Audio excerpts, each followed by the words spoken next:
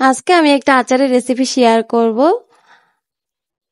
কাঁচা আমের ঝুরি আচার। তো আশা করি আমার রেসিপিটা আপনাদের কাছে ভালো লাগবে।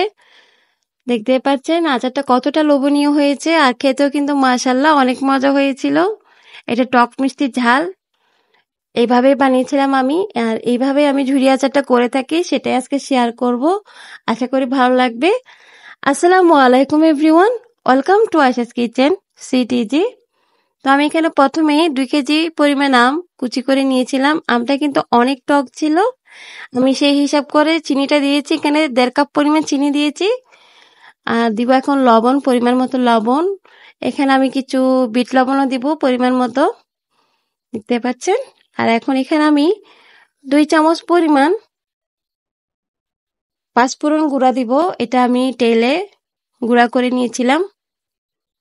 এখন এখানে 3 টেবিল চামচ পরিমাণ আমি সরিষা বাটা নিয়েছি, 2 টেবিল চামচ পরিমাণ রসুন বাটা নিয়েছি, 2 টেবিল চামচ পরিমাণ আদা বাটা নিয়েছি।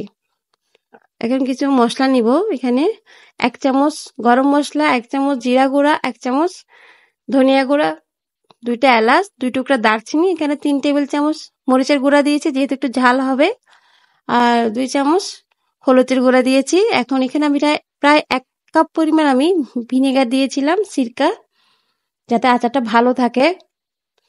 এখন সামান্য একটু সরিষার তেল দেব, কারণ সরিষার তেলটা পরে আবার দিব, তাই এগুলো সব একসাথে করে আমি মিক্স করে নিব। তো আমার আচারের রেসিপিটা কেমন লাগলো অবশ্যই কমেন্টে আমাকে জানাবেন। যদি ভালো লেগে থাকে লাইক কমেন্ট শেয়ার করতে ভুলবেন না। তো এখন এটা আমি রোদে শুকাতে দিব।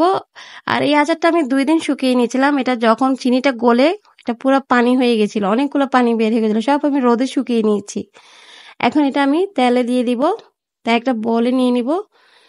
যারা আমার ইউটিউব চ্যানেলটিকে এখনো সাবস্ক্রাইব করেনি, প্লিজ আমার ইউটিউব চ্যানেলটিকে সাবস্ক্রাইব করে পাশে থাকবেন, বেল আইকন ক্লিক করে নোটিফিকেশন অন করে রাখবেন। এটা অনেক সাবধানতার সাথে করতে হবে। গরম গরম তেলটা দিয়ে দিব। তারপর এটা 2 দিন আমি আবার রোদে দিয়েছিলাম। এই তো, কেমন লাগলো অবশ্যই কমেন্টে জানাবেন। আল্লাহ হাফেজ।